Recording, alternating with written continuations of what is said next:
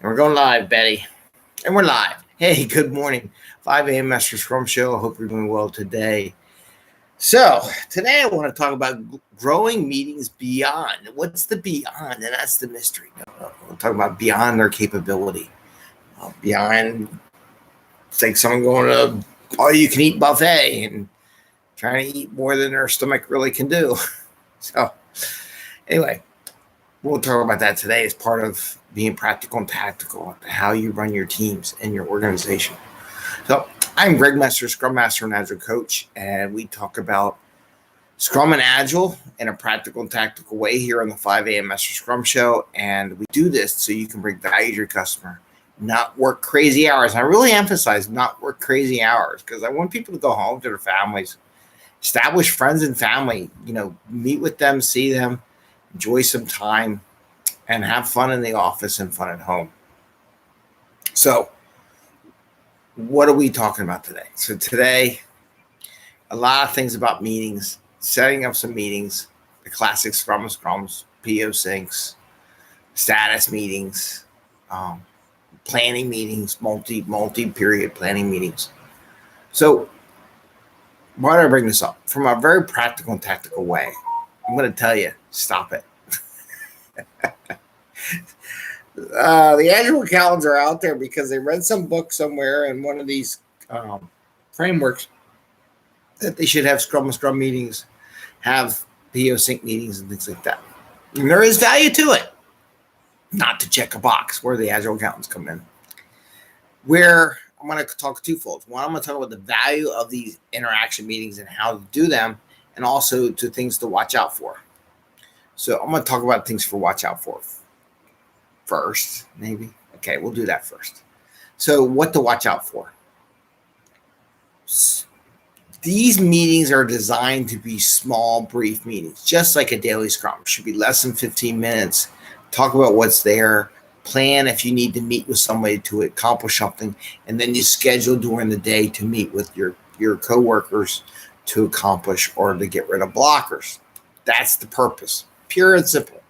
And they're only supposed to be talking about the current activities. However, what I like to do is say, okay, are there any risks coming down the pike that we all should know about that you want to share, or any opportunities that we can make money off the customer or sell goods to customer and therefore make more money?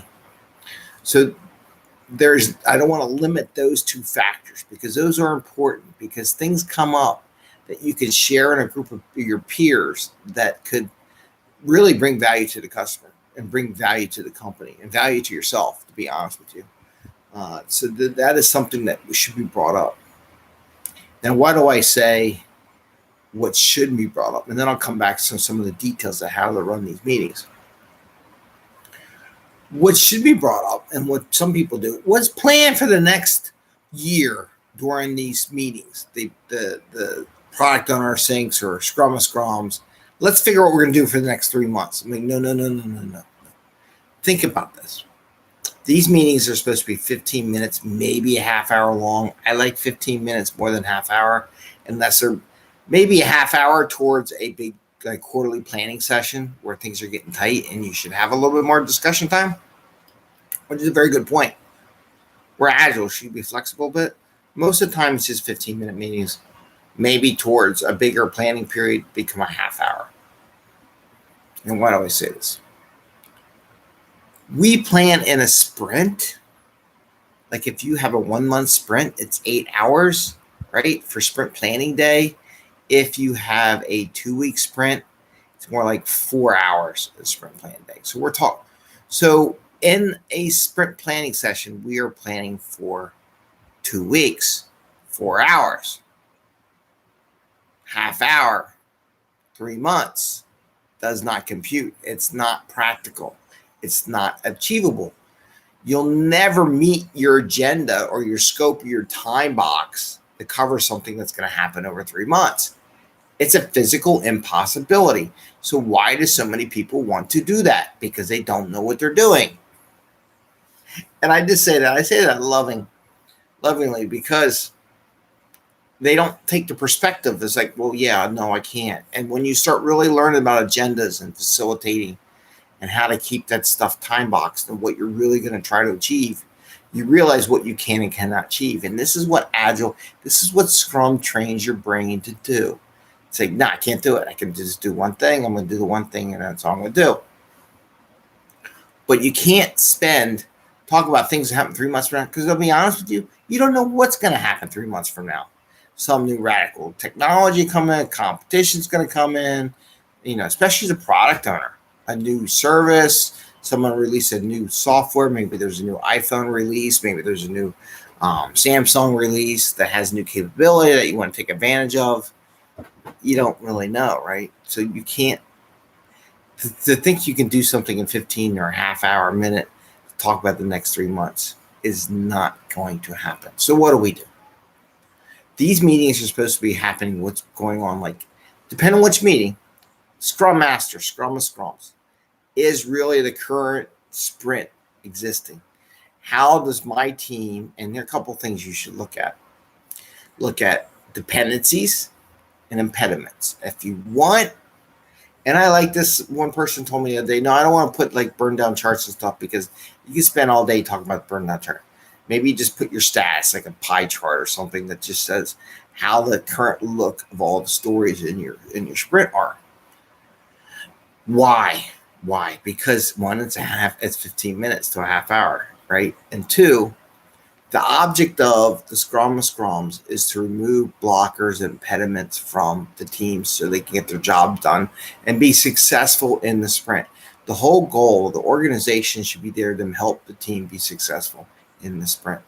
So you just share with other Scrum Masters things you have dependencies maybe on them, right?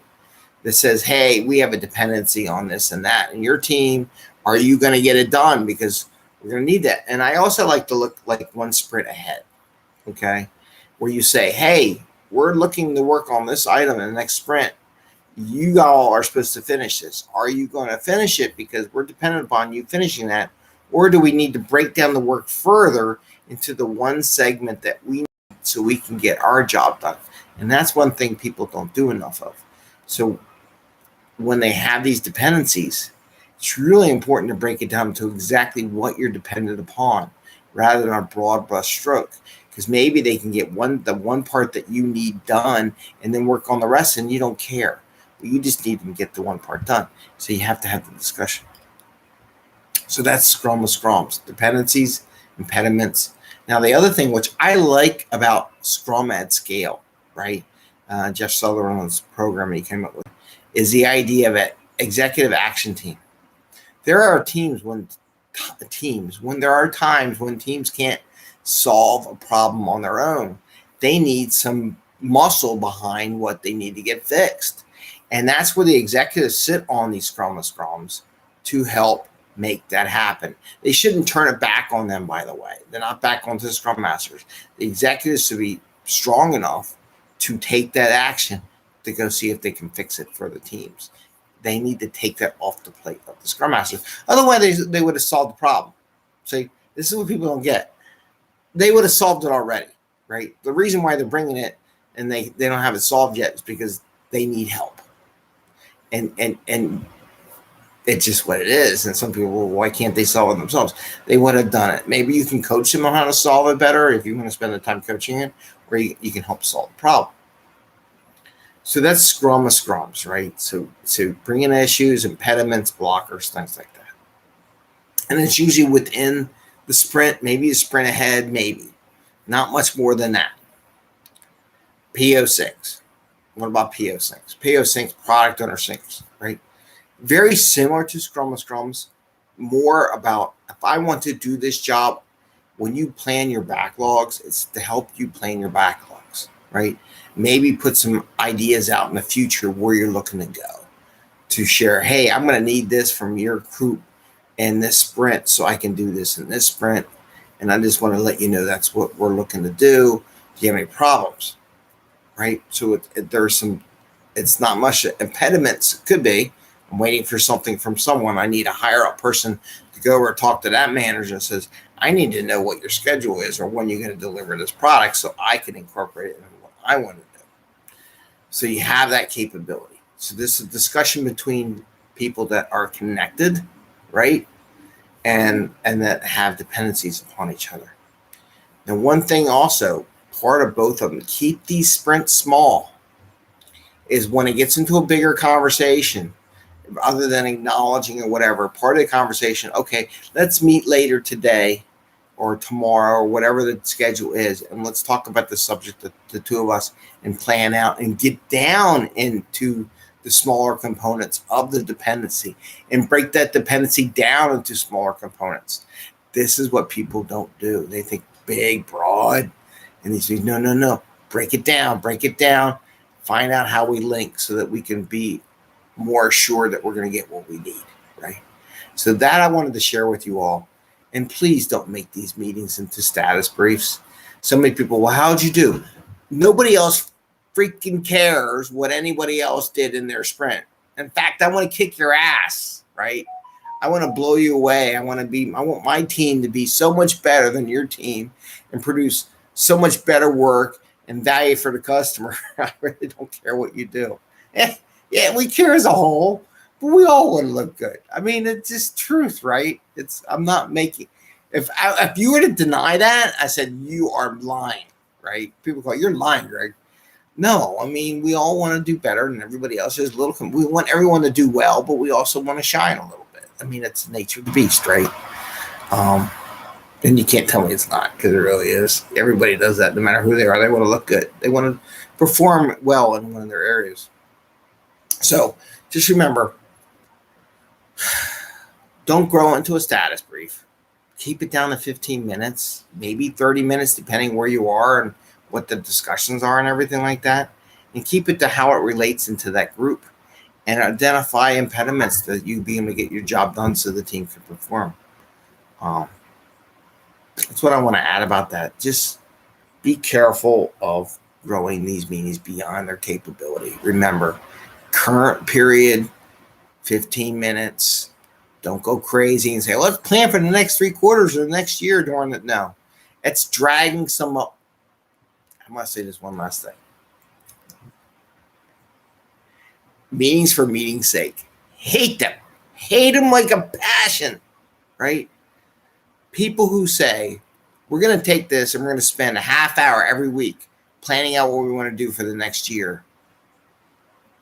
Run away as fast as you can. I'm just telling you, those people drive me nuts. There's a lot of people out there like that because it's meeting for meeting's sake. At that point, you're not achieving anything. Have a small agenda, a small accomplishment. Boom, boom, boom, boom, and something you can produce in the near future. If you're planning stuff a year out, it ain't going to be fun. You like to see results from what you do. We all like to see results from our actions. So that's what I have for today. Make sure you're not growing meetings beyond their capability nor what they should be. And make sure you tell other people in your team, I don't want that. And I'm totally for it. I loved it the other day. I had a group, well, we don't want this. And I said, I am totally with you. I am so with you. I will fight with you to my last breath that I agree. This should not just be a check in the box meeting. If it is, we'll shut it down, right? But I want to make sure they know I'm in it and I want them to achieve something. I'm not here to just do it, but I'm going to ask them to work, right? Which is kind of the scary thing because I do that to people. I do it to myself too. And it's tough. I don't do it enough to myself though. Sometimes at home. Anyway, have a great day. Happy scrumming. I don't know where my little thumbs up is, so give us a thumbs up if you like the video. Please ring the bell once, twice. If you like the program so you can get notification. Our podcasts are doing well. Please, if you listen to any podcast, you should be able to find us on any podcast system. And if you can't, just let me know because I would like to find out why we're not on that podcast system and go track it down and make sure we are because I want to make sure we service our customers. I hope this is well. I hope you're doing well, and I want to wish you all a happy scrumming. Take care. And look, I almost did 15 minutes. That's not good. All right, take care. Bye. See ya.